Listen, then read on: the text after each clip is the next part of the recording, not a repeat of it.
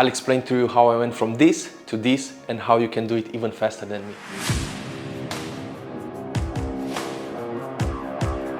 It was a long journey for me. I was always a hard gainer. It was very hard for me to put on muscle. I was very skinny my entire life. But I finally understood a few key elements, and today I'm gonna explain them to you. I started at 48 kilograms. I was super skinny. It was a very slow process for me. It didn't matter how much I was training, how much I was eating.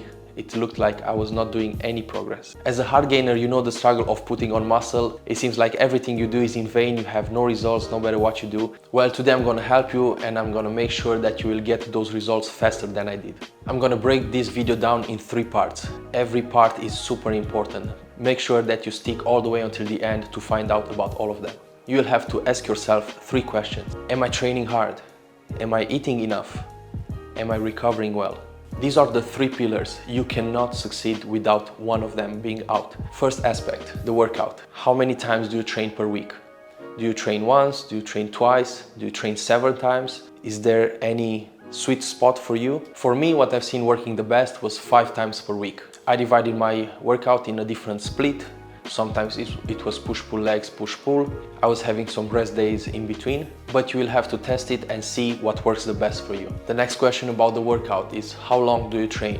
Are you the type of person like me in the beginning who stays like an hour and a half inside the gym, trying to do as much as I can, as heavy as I can, destroying the gym, all of that? Well, you might be doing too much. There is a diminishing in return. If you go above 1 hour, the cortisol will start to raise and you're not making any more good. What I suggest as a hard gainer is don't go any more longer than 1 hour. 45 minutes to 1 hour, that's more than enough. Make sure the workout is intense, break the muscle fiber, train hard, 45 minutes to an hour, go home and eat.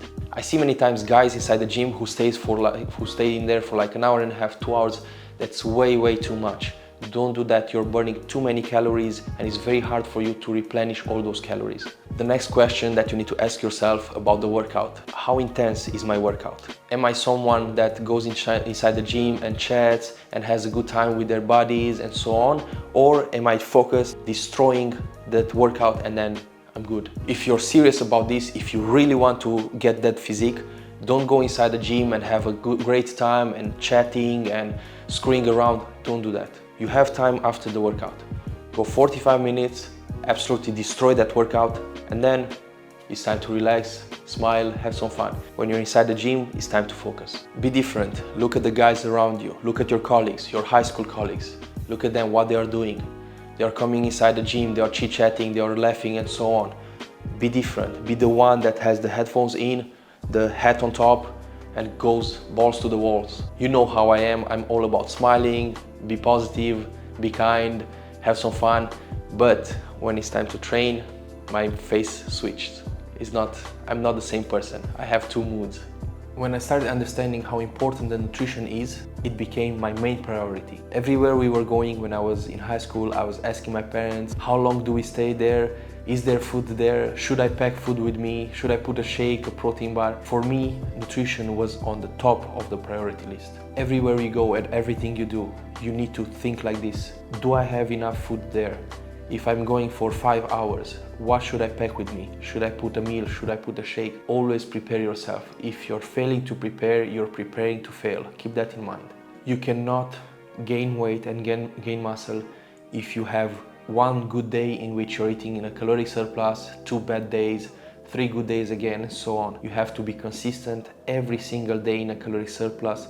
Do not miss any meal. After the nutrition becomes your main priority, you need to ask yourself 3 more questions. Do I know how much I eat? If you're not counting your calories, if you're not measuring your food, if you don't estimate at least how much you eat, you will not be able to bump up the calories. This will help you to stay consistent in a certain caloric surplus by measuring your food and calculating your calories. After you will start calculating your food, you might find out that certain foods are not as caloric dense as you thought about. I have clients that tell me that yeah, I eat a lot of food, but when I check and when I see how caloric dense those foods are not that high. You might have a big plate of boiled potatoes with chicken and some salad, and you think, oh my god, I'm eating huge. And when you check the calories, are 400 calories. That's not huge. And you might have 3 of those meals a day and you think I'm 3000 calories. and you're actually in 1200 calories a day. This is why it's so important to measure everything you eat and see exactly how many calories you have in a day. If you're someone like me that eats every single day the same thing, it's much easier. I put the bowl on the scale, I put exactly 250 pasta, 100 grams of beef, 150 milliliters of sauce, and there you go. I know exactly every single day how many calories I have, how many macronutrients I have. If you're someone that likes to do if it fits your macros, you can do that also. Just make sure you calculate everything and have the same macros and calories every day. Third question about nutrition. Do I eat as much as I can? Let's say that you stagnate in a certain point. You don't gain weight. You're there for 1 month, 2 months, 3 months, and there's no change. Then you need to see if you're eating as much as you can or if you can bump up those calories. If you really reach the point in which you're like, I cannot eat any more than this because I'm gonna throw up, this is my maximum, then you might consider the previous question and check if all that food is caloric dense or not. I want to make you understand one important thing here. When you're in a caloric surplus, you will definitely gain some fat. If you used to have some abs, they might get covered. Don't fall into this trap of, oh my God, I'm too fat, I need to cut. Forget about those abs. You have time afterwards to cut, to get lean, to be shredded. Obviously, I'm not talking about going into a dirty bulk and be super fat, but if you're covered a little bit, don't worry about that. Don't look at people like me or like other guys in the fitness industry that are lean all the time. We paid our dues, so we went through all those years in which we were covered, in which we didn't look like much, but we had to go through that period to gain the muscle mass that we have right now. So right now we can stay lean and keep our abs. Look at all these pictures. This was my journey. Look how covered I was not having abs, I was not looking like much. Majority of the years I was covered and I was trying to bulk up to put on some muscle mass. I didn't worry too much about my abs because I knew I had those abs underneath a little bit of fat, and I knew that eventually I will make a cut, and I did. I dropped 15 kilograms, which is like 35 pounds, and I finally reached those abs. But as you see, I went from 105 pounds to 200 pounds, so 48 kilograms to 90 kilograms, and only after that I did a cut. So make the bulk, the lean bulk, a priority for you. All right, enough talk about nutrition. Let's eat and recover. When it comes to recovery, I have a tricky question for you. How much activity do you do besides working out? For me, for example, when I was younger, I used to play football also. What is football? Obviously, it's cardio. I was burning a lot of calories. I was not eating enough, so obviously I was not seeing any progress. I was not growing as much as I would have without all that cardio. If you're a skinny person like I used to be, and you're doing a lot of cardio, a lot of activity, a lot of running, you might consider decreasing that and bumping up the calories. Another tricky question for you is, what are you doing in your spare time? Do you smoke? Do you drink? Do you hang out with your friends until 2 a.m.?